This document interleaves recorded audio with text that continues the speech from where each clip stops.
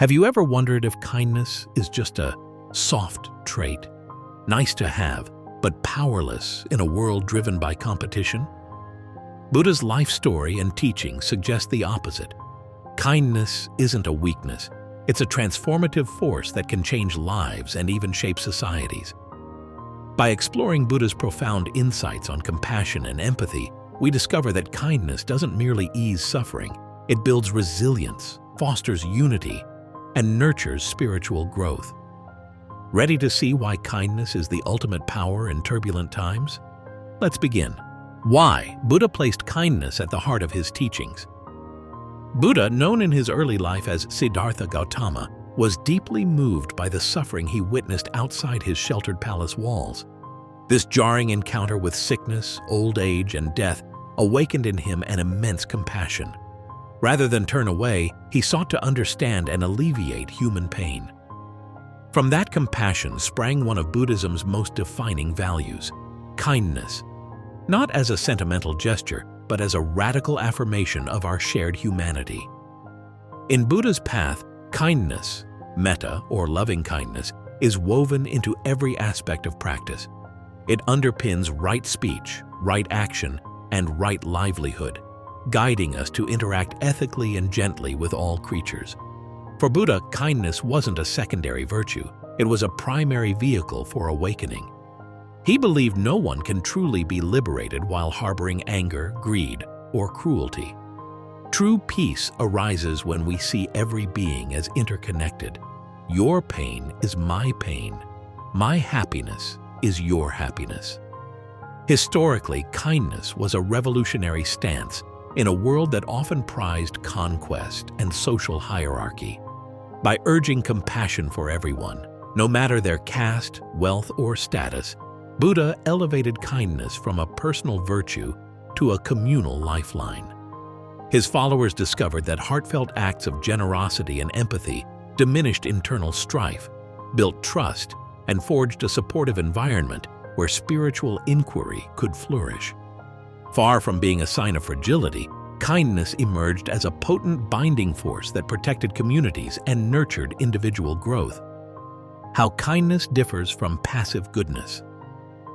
In modern usage, kindness sometimes gets equated with niceness or being a pushover. Buddha's teaching, however, positions kindness as a deliberate, active force, a choice made moment by moment to respond compassionately instead of reacting with anger or indifference.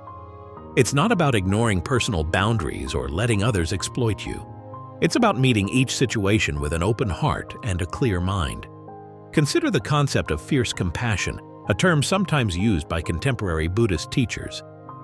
This notion acknowledges that kindness isn't always gentle or sugar-coated. Sometimes the most compassionate act may involve setting firm boundaries or speaking a difficult truth. For instance, telling a friend that their self-destructive behavior is harming themselves or others can be a profound act of kindness, even if it feels uncomfortable. Monks in the Buddhist tradition learn to ground kindness in wisdom. A monk might offer food to a hungry traveler, but also encourage them to learn a skill or seek resources so they aren't perpetually dependent on charity. This balanced approach ensures kindness doesn't become enabling.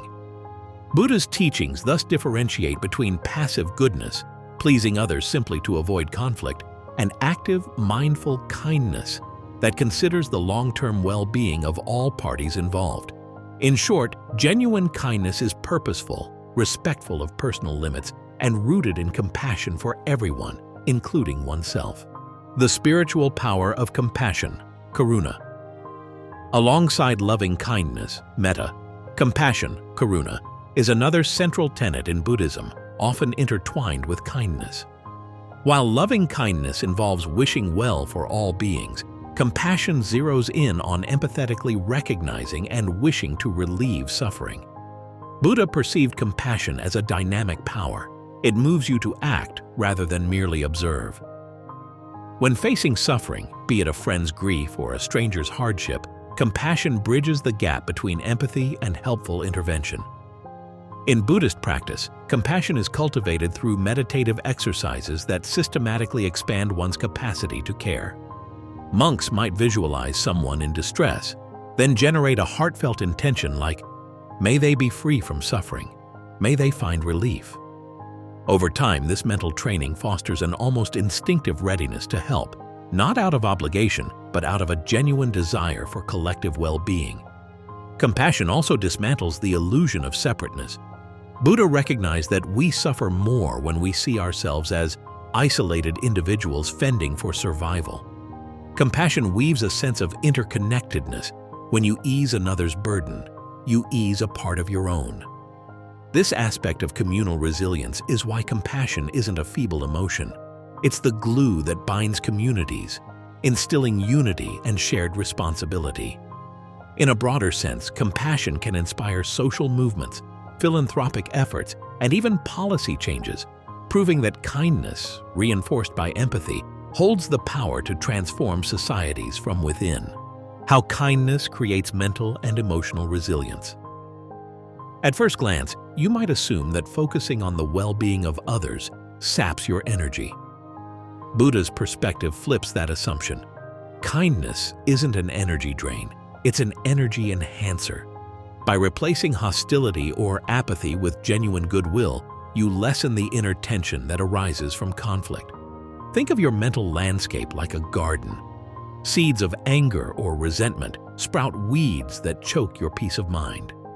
Acts of kindness, on the other hand, plant flowers of goodwill, creating a healthier internal ecosystem. Monks have long reported that deepening their kindness practice leads to lower stress levels and a heightened sense of contentment. One reason is neuroplasticity. The brain changes in response to repeated behaviors. As you repeatedly act kindly, your neural pathways adapt, making compassion and empathy more of a default reaction. Moreover, kindness fosters emotional resilience by reinforcing social connections. When you show kindness, you often receive gratitude or reciprocal care, building a supportive network. This mutual exchange doesn't mean you give solely to receive, but the synergy that arises from kind acts can cushion you against life's hardships. Empirical studies align with Buddha's teachings, showing that altruistic behaviors correlate with lower rates of depression and anxiety. Thus, kindness emerges as a protective factor, one that fosters both psychological strength and harmonious relationships. Buddha's view on weakness and the strength in kindness. A common misconception is that being kind makes you vulnerable to exploitation. Buddha's life contradicts this. Early in his ministry, he encountered individuals who doubted his motives or tried to ridicule him. Instead of retaliating or shrinking back, he remained steadfastly kind, guided by clear discernment. Far from showing weakness, this calm, compassionate stance often diffused hostility and earned him respect, even among skeptics. In Buddhism, right action and right speech are intertwined with kindness, but they also require wisdom. If someone tries to manipulate you, kindness can take the form of polite refusal or a compassionate yet firm boundary. This approach preserves your sense of self-worth without resorting to aggression. Over time, such responses not only protect your energy, but also encourage personal growth, revealing that the real weakness is letting anger or fear dictate your actions. This dynamic echoes across Buddhist lore. When confronted by threats or criticisms, monks historically employed equanimity and gentle but decisive words, reflecting that kindness can include self-empowerment. The capacity to remain kind under pressure is a sign of inner mastery, not naivete. It demonstrates that you understand the futility of anger and the potency of a steady, empathetic approach. Through consistent practice, you become unshakable, anchored in moral clarity rather than caving to short-term emotional impulses. Practical ways to embody kindness. Daily, translating Buddha's lofty ideals into modern life can be challenging, but a few intentional actions can make kindness an everyday reality. First, start your day with a short metta meditation. Find a quiet spot, close your eyes, and internally repeat phrases like, "May I be well, may I be happy, may I be peaceful." Gradually extend these wishes to friends, neighbors, and even difficult individuals. This habit primes your mind for kindness rather than reactivity. Second, listen more than you speak. In a fast-paced culture, People crave genuine attention. By focusing on understanding rather than waiting to respond, you offer a rare gift of presence that fosters mutual respect. Third, perform small acts of service. This could be helping a colleague with a task, offering a kind note to a stressed friend, or paying a stranger's toll. Buddha believed these micro moments of compassion could accumulate, shaping a more generous community spirit. Fourth, reflect on mistakes without self-judgment. If you catch yourself snapping at someone or acting with indifference, consider it a learning moment. Ask, what fear or frustration drove me here? And how can I respond differently next time? This mindful reflection strengthens your kindness muscle over time. Lastly, set healthy boundaries. Paradoxical as it sounds, sometimes the kindest act is a compassionate no, especially when your energy or integrity is at stake. By safeguarding your well-being, you ensure the kindness you do offer is sincere and sustainable. Using kindness to uplift communities. While kindness often starts as an individual practice, Buddha recognized its larger social implications. Compassion begets compassion. A single considerate gesture can ripple through a workplace, family, or neighborhood. This notion of interdependence means that your actions, however small, contribute to a collective atmosphere. If you consistently model empathy, whether by mediating conflicts or sharing resources, you inspire others to do the same. History offers examples of how this principle can scale. Many Buddhist communities have led philanthropic efforts, distributing food, running schools, or offering medical services, spreading the belief that genuine care isn't a token gesture, but a way of life. The resulting networks of mutual support fortify entire regions, reducing crime rates, promoting education, and stabilizing economies. In simpler terms, a culture steeped in kindness turns strangers into allies. Even digital platforms can become kinder ecosystems if enough individuals commit to respectful discourse. Think of how your online interactions might shift if every comment you made stemmed from empathy rather than defensiveness. Buddha likely would have championed a mindful approach to social media, harnessing it for global unity rather than letting it devolve into echo chambers of hostility. By recognizing how far kindness can travel in a hyper-connected world, you can harness your everyday acts for a broader impact. Beyond individual gain, kindness as spiritual evolution. At its core, Buddhism aims not just at personal happiness, but at the dissolution of ignorance and the realization of enlightenment. Kindness is essential in this higher quest because it undermines the ego-driven mentality that sees the self as separate from others. Each kind act chips away at self-centeredness, training you to see all beings as interwoven in a shared existence. Spiritual texts describe the mind as a mirror that can be clouded by greed, anger, and delusion. Kindness is like a polish that gradually removes these clouds, letting the mind reflect reality more accurately. Over time, consistent acts of compassion clarify your insight, leading to deeper wisdom. When you realize how your happiness depends on the happiness of others, you cross from mere personal satisfaction into the realm of genuine spiritual evolution. Buddha championed this transformation, a shift from isolated consciousness to universal empathy, where every action, however small, contributes to the collective awakening. In this sense, kindness isn't a fleeting nicety or a moral obligation. It's a gateway to a more liberated way of being. You become a channel for goodwill that enriches both you and the world, illustrating that the ultimate power lies in fostering harmony, not in overpowering others. Buddha's teachings show that kindness is far from a fragile virtue. It's a potent force that shapes minds, communities, and even spiritual paths. By cultivating genuine compassion and empathy in everyday life, you not only protect your own well-being, but also uplift those around you. Which practice or insight resonates most with you? Share your thoughts below. And if you found inspiration here, like, share, and subscribe to our YouTube channel, Monk Mindset, for more ways to live with depth and compassion. May kindness guide your steps each and every day. Have you ever felt as if life's hurdles keep stacking up, testing your patience beyond its limits?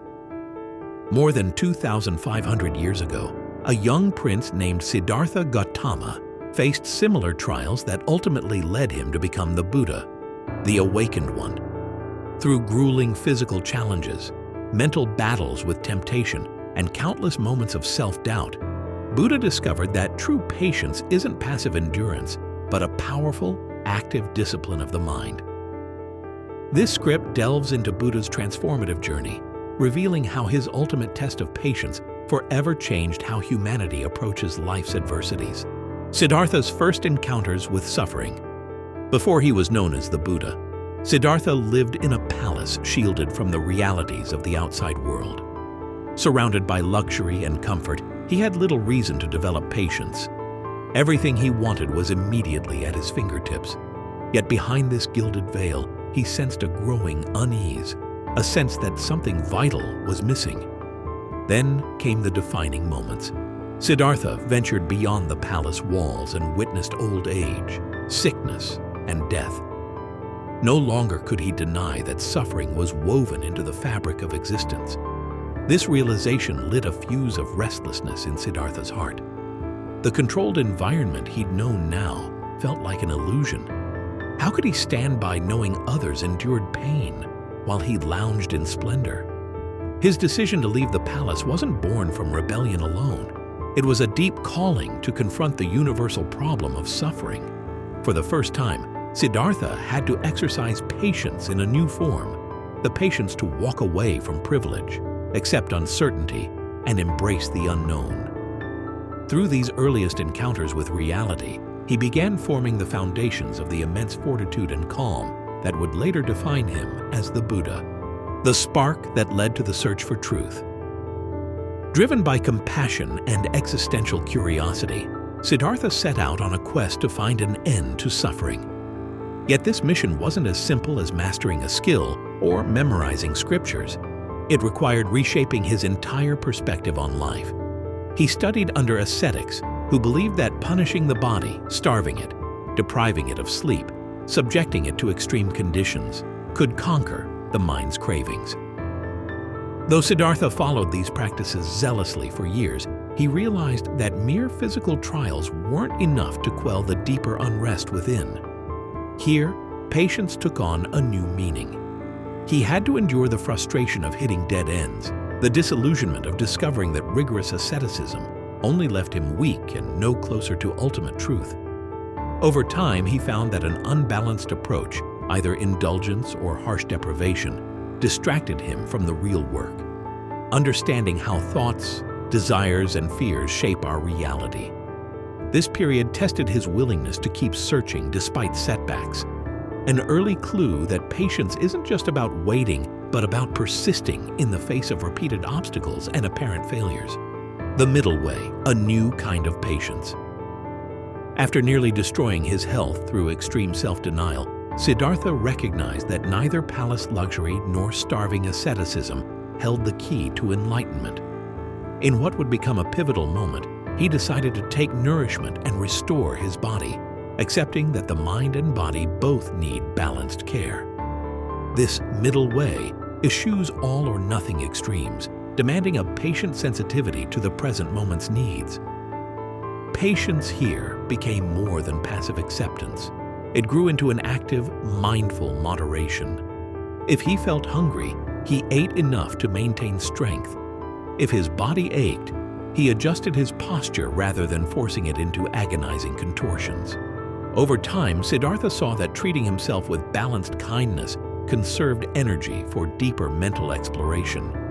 This practice of measured forbearance mirrors many aspects of modern stress management: pacing oneself, setting realistic goals, and not letting pride or desperation drive self-harmful behaviors.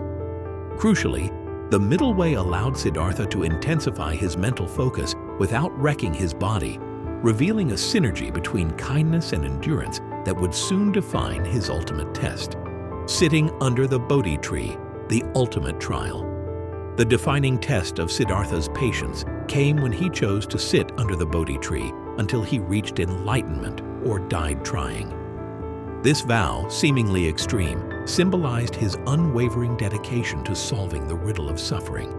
But it wasn't just the physical act of sitting, It was an inner battle, his mind bombarded by temptations, fears, and profound doubts. Buddhist texts describe the demon Mara assaulting him with apparitions of lust, violence, and scorn, all aimed at shaking his resolve. In the face of these mental storms, Siddhartha didn't engage in an epic struggle.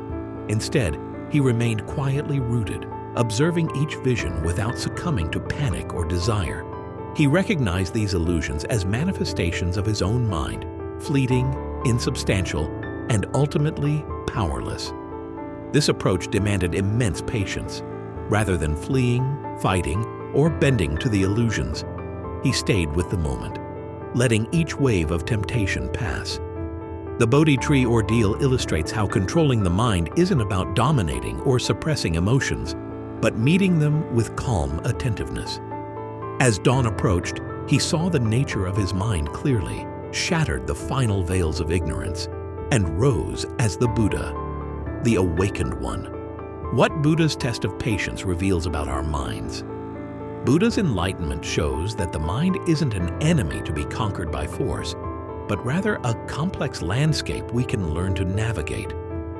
During his ultimate test, every distraction or negative emotion was a teacher in disguise, highlighting areas of attachment or fear.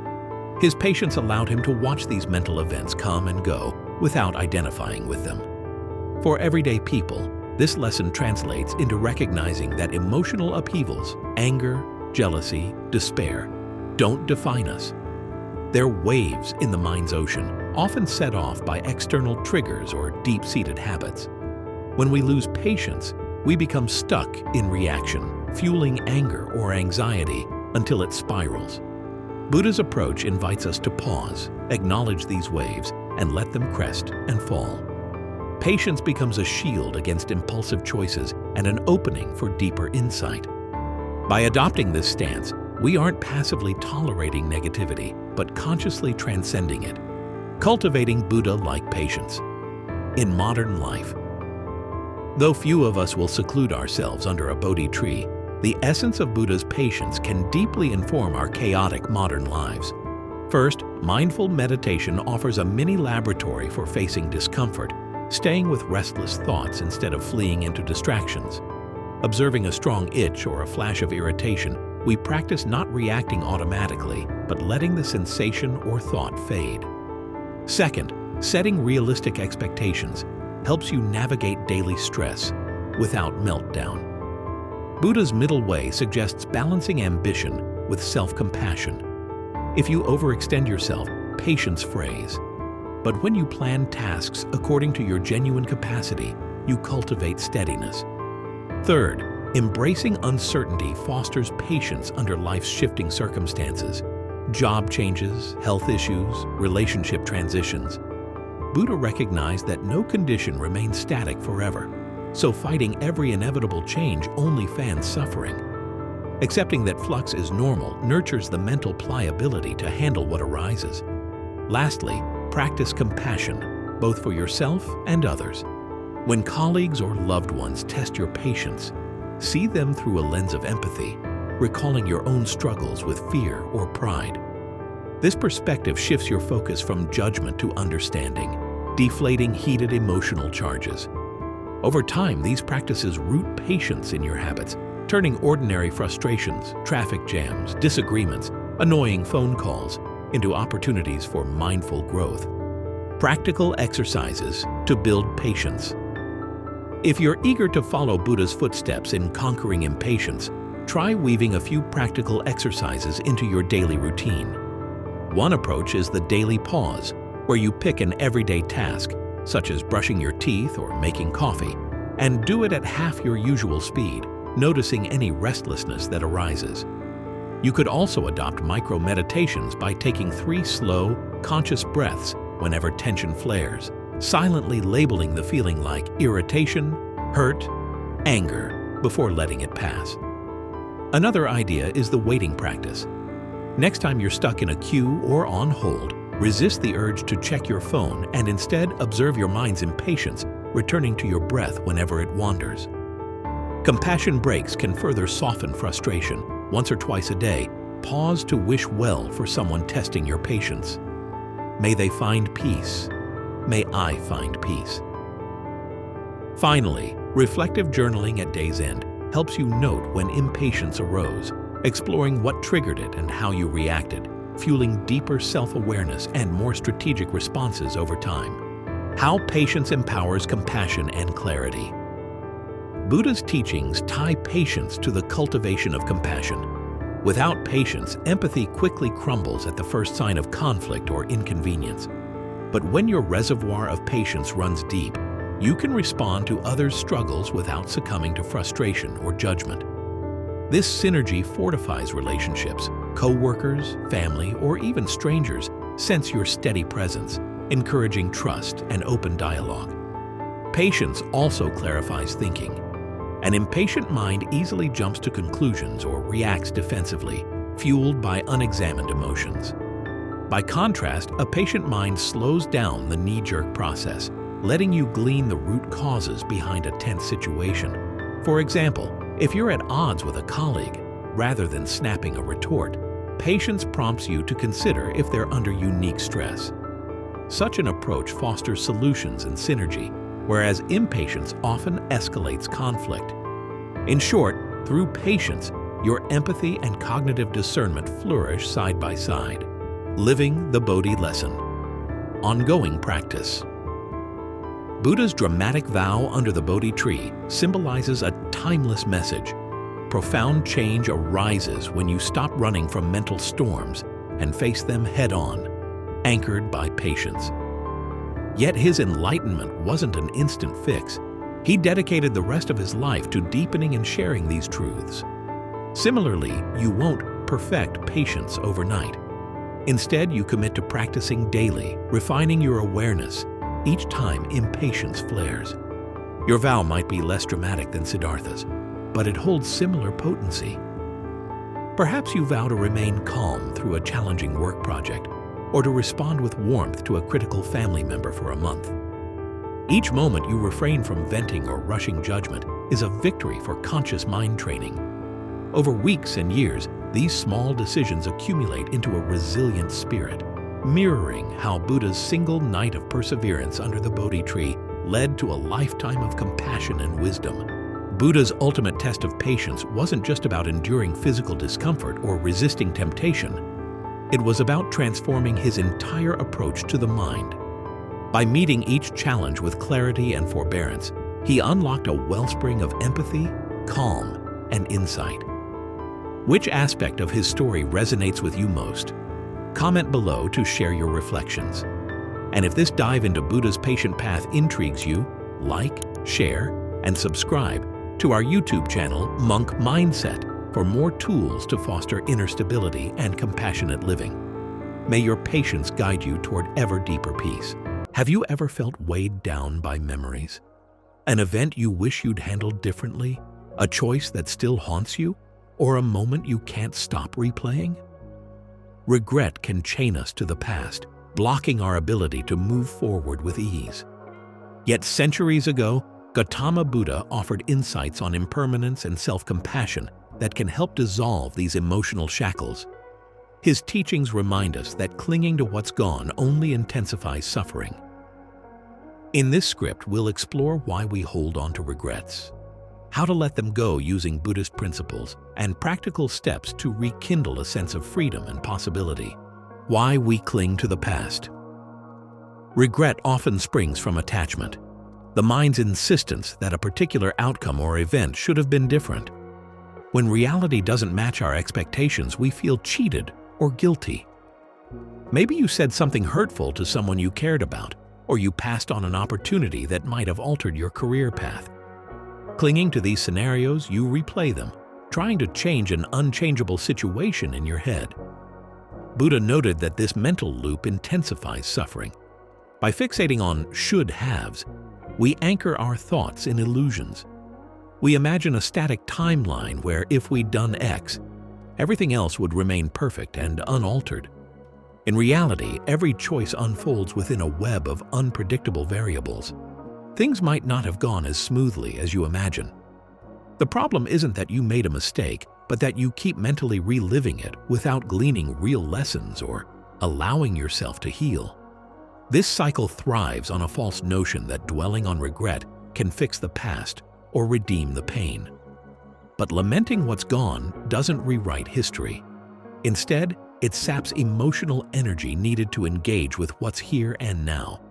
Recognizing that regret is a form of clinging helps you see why it's so draining.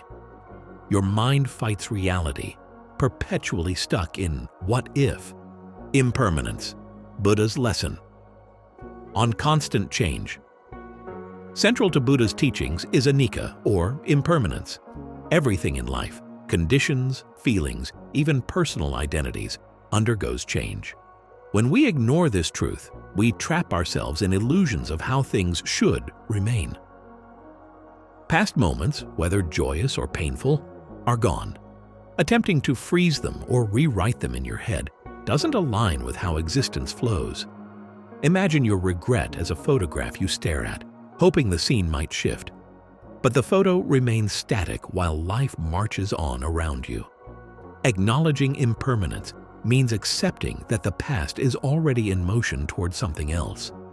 No matter how attached you are to that one snapshot, the forces of time continue. For Buddha, internalizing anicca frees mental space. If you embrace the fact that nothing, including your regrets, holds permanent sway, you begin releasing the emotional grip tying you to bygone moments. This approach doesn't deny accountability for mistakes. Instead, it invites you to incorporate them into the ongoing narrative of growth. If you realize you erred in a relationship or a career choice, you can glean the insight, maybe a clearer sense of your values, or a refined skill for future decisions. And then let that past version remain in the past. You carry forward the learning, not the chains of regret. Overcoming regret through self-forgiveness. One reason regrets gnaw at us is self-blame. We label ourselves incompetent, cruel, or foolish for what we did or failed to do. That negative self-talk cements regret as we continue punishing ourselves mentally. Buddha's teachings highlight compassion, not just for others, but for oneself. Without self-compassion, you get stuck in a cycle of shame, which ironically can spur more avoidance and procrastination. Self-forgiveness recognizes that you, like all human beings, are in a constant process of learning. Mistakes or missed opportunities often reflect limited knowledge or emotional states at the time. You can't alter that context now, but you can choose to be kinder in your internal dialogue.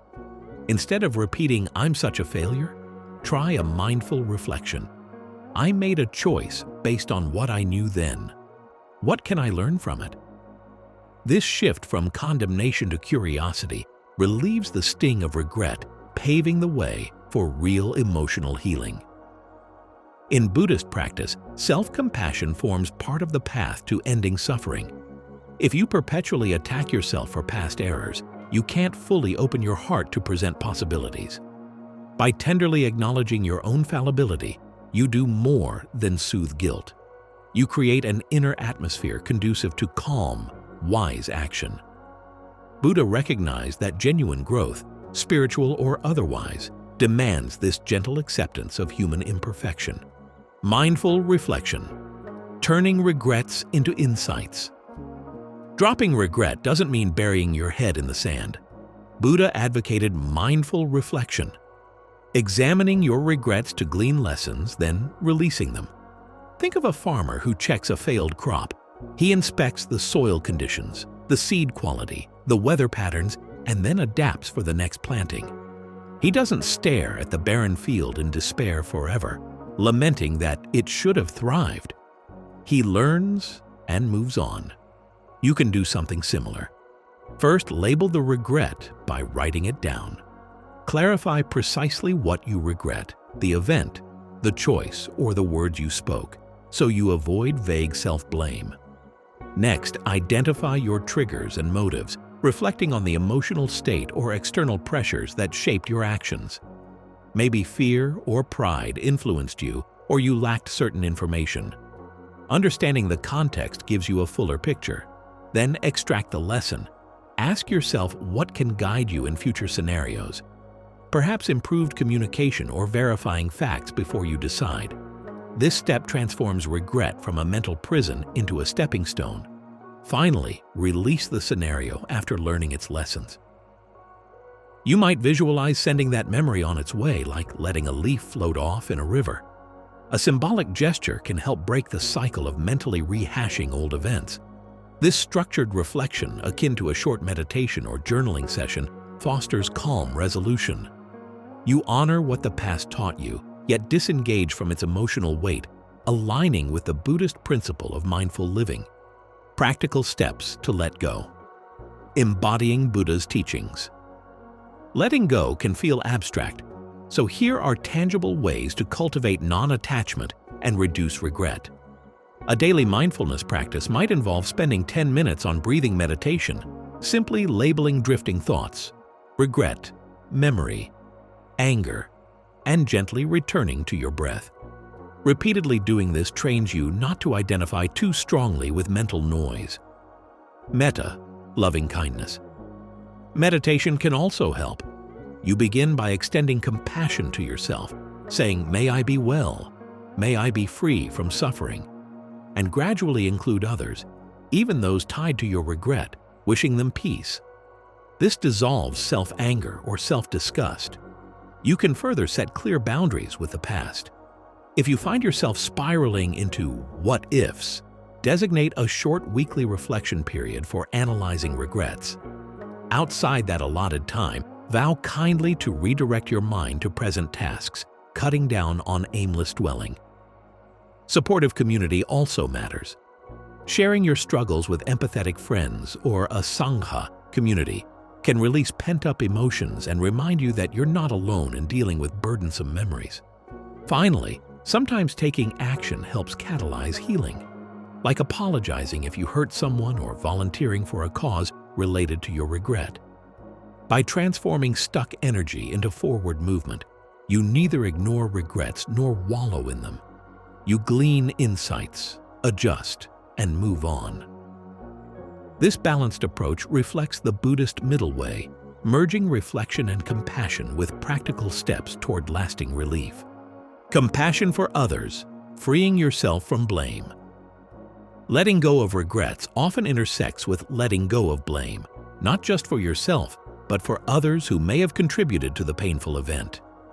If you resent someone you feel caused your regret, that resentment keeps the entire scenario alive. Buddha stressed that holding grudges or resentment shackles your mind. It's another form of attachment. Compassion extends beyond personal regrets. Perhaps a loved one's betrayal triggered your spiral of "if only I'd seen the signs sooner." Even if their actions were hurtful, harboring resentment only fuels the negativity you're striving to release. Compassion doesn't excuse wrongdoing, but it acknowledges that people act from their own ignorance or pain. By stepping into empathy, you reduce emotional turbulence. This shift from blame to understanding helps you mentally part ways with the event. You see it as a confluence of many factors, not a single person's malicious intent. That perspective fosters a sense of closure, recognizing that pointing fingers or fuming won't rewrite the past. Instead of entangling your identity in victimhood or anger, you focus on how you can heal and learn, broadening your capacity for insight and kindness, building a forward-focused mindset. Ultimately, releasing regret paves the way for a forward-focused mindset. Buddha's teachings highlight the power of the present moment as the real arena for growth and transformation. If you're perpetually replaying old scenes, your attention is absent from the now, where solutions and opportunities unfold. Adopting a forward-looking attitude may involve setting fresh goals or re-energizing old aspirations with a kinder, more informed approach. If you once bungled a career move, you can revisit your ambitions with renewed clarity, unburdened by crippling self-doubt. If you damaged a relationship through careless words, you might practice more mindful communication going forward. These shifts illustrate that letting go of regret isn't passive forgetting. It's harnessing your experiences to fuel constructive change. Buddha's path was all about continuous refinement. Each moment opens the possibility for more skillful speech, more mindful action, and deeper compassion. Your regrets, seen through this lens, become lessons guiding you toward better decision-making and stronger emotional resilience. Instead of longing to rewrite the past, you invest in shaping the future. This reorientation is what monks strive for daily, living now, anchored in ethical clarity, free from the mind's old baggage. Buddha's message on letting go of the past underscores that regret locks your mind in what can't be changed, draining your capacity to thrive. By applying Buddhist principles like mindfulness, self-compassion, and acceptance of impermanence, you can release old burdens and direct your energy toward meaningful actions now. Which step feels most liberating for you? Let us know in the comments. And if this resonates, like, share, and subscribe to our YouTube channel, Monk Mindset, for more insights on healing regrets, embracing the present, and finding inner peace. May each lesson guide you to freedom from past entanglements